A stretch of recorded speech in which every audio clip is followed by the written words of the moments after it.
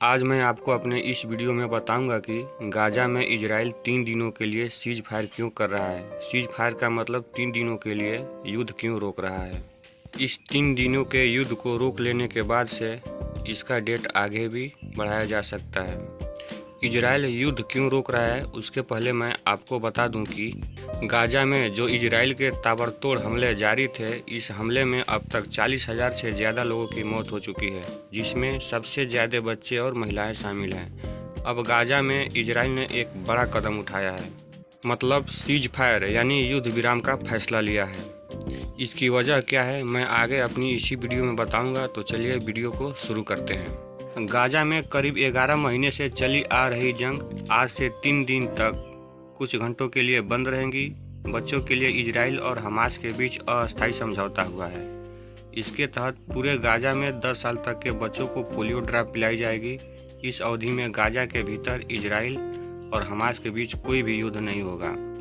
यह सब कुछ पिछले दिनों 10 महीने के एक बच्चे के लकवाग्रस्त होने की घटना के बाद हो रहा है। गाजा में पिछले 25 साल में पहली बार पोलियो का कोई एक मामला आया है, जिसको लेकर विश्व स्वास्थ्य संगठन यानी WHO ने कहा है कि इजराइल ने गाजा में बच्चों को पोलियो से बचाने के लिए टीकाकरण की अनुमति देने के लिए 3 दिन के सीज फायर पर सहमति जता दी है। सीज फायर मतलब युद्ध विराम। संगठन के वरिष्ठ अधिकारी रिक पीपरकोर्न ने बताया कि इस अभियान का लक्ष्य गाजा पट्टी में लगभग 6,40,000 बच्चों का टीकाकरण करना है और यह विशेष रविवार से शुरू होगा, यानी इसी रविवार से, जिस दिन मैं आज ही वीडियो अपलोड कर रहा हूँ। इसे 3 अलग अलग चरणों में शुरू किया जाएगा।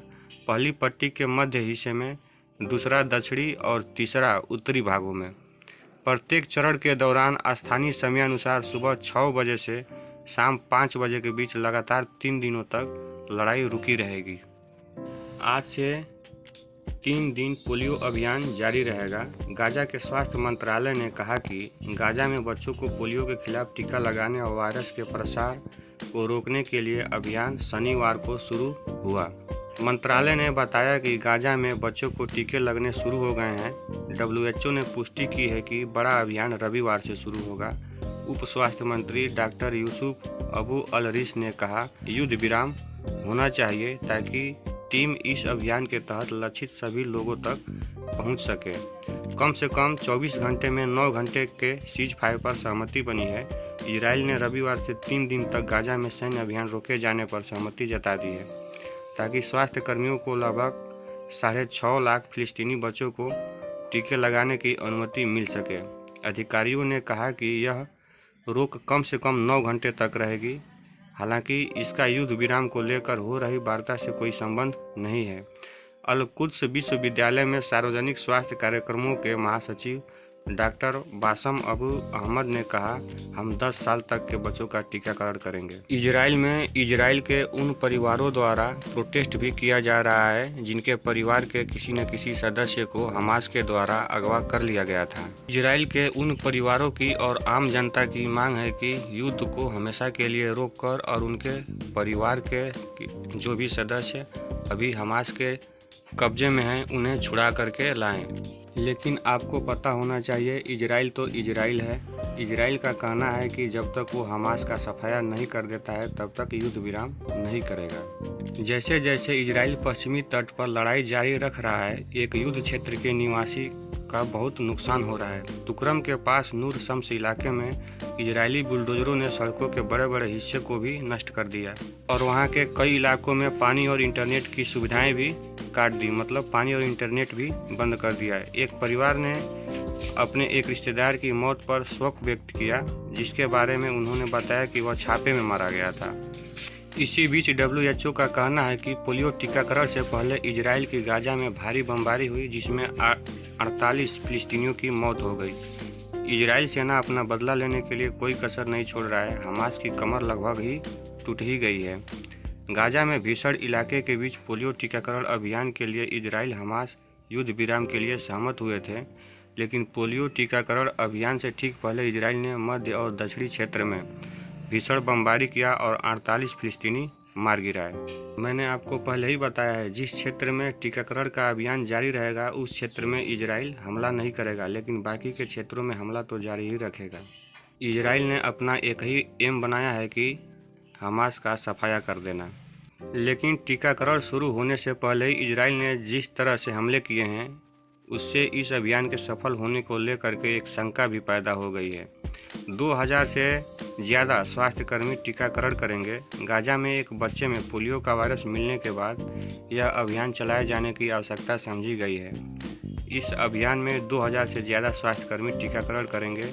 इससे पहले शुक्रवार को इजराइल ने गाजा में दवाइयाँ ले जा रहे वाहनों के काफिले पर भी हमला कर दिया था। जिसको नहीं पता है उन्हें मैं बता दूं, WHO की स्थापना 7 अप्रैल 1948 को हुआ था और इसमें कुल 194 देश हैं। दुनिया के देशों के स्वास्थ्य से जुड़ी समस्याओं पर काम करने वाली संस्था है। इस मकसद सभी लोगों के लिए बेहतर स्वास्थ्य सुनिश्चित करना और उन्हें सुरक्षित और स्वस्थ जीवन जीने का मौका देना है। भारत से इजराइल के तेल अवीव के लिए एयर इंडिया की फ़्लाइटें कब शुरू होगी, इसके लिए अभी कोई नया अपडेट नहीं है। आपको पता होना चाहिए कि एयर इंडिया ने ऐलान किया था कि वह मध्य पूर्व में तनाव बढ़ने के कारण तेल अवीव से आने जाने वाली सभी उड़ानों को 8 अगस्त तक निलंबित कर रहा है, लेकिन इसे बाद में अगली सूचना तक निलंबित कर दिया है। जब तक इजराइल में माहौल शांत नहीं होता है तब तक एयर इंडिया की इंडिया से इजराइल के तेल अवीव के लिए कोई भी फ्लाइट शुरू होने की संभावना नहीं दिख रही। इस संबंध में एयर इंडिया ने अपने ऑफिशियल ट्विटर हैंडल से एक बयान भी जारी किया था, जिसमें बताया था कि वो तब तक के लिए अपनी फ़्लाइटें इजराइल के लिए बंद रखेगा जब तक इजराइल में माहौल शांत नहीं होता है, और इसकी कोई डेट भी नहीं बताई है कि कब तक ये फिर से शुरू होगा। लेकिन एयर इंडिया के अलावा दूसरी एयरलाइंस की बात करूं तो इथोपियन एयरलाइंस की उड़ानें वाया दुबई होकर के तेल अवीव के लिए जा रही हैं, लेकिन NSDC इजराइल जाने वाले श्रमिकों को इथोपियन एयरलाइंस से न भेज करके एयर इंडिया से ही भेजेगा।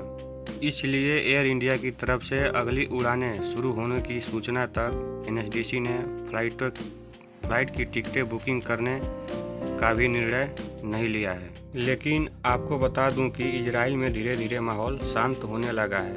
आखिर इजराइल ने गाजा में छोड़ा ही क्या है। धीरे धीरे फिलिस्तीन में हमास के अड्डों सहित हमास को समाप्त कर देने के बाद से ही IDF राहत की सांस लेगा, और इसमें बहुत हद तक कामयाब भी हुआ है। हमास ने भी माना है कि अब वो इजराइल से लड़ नहीं सकता है। तो आज के इस वीडियो में बस इतना ही। जानकारी कैसी लगी कमेंट करके ज़रूर बताना, और मेरे वीडियो को शेयर भी करना, लाइक भी करना, और इजराइल हमास वार से जुड़े नए अपडेट अगर अच्छे लगे हों तो चैनल को सब्सक्राइब भी कर देना। तो वीडियो में लास्ट तक बने रहने के लिए धन्यवाद। आपका दिन शुभ हो।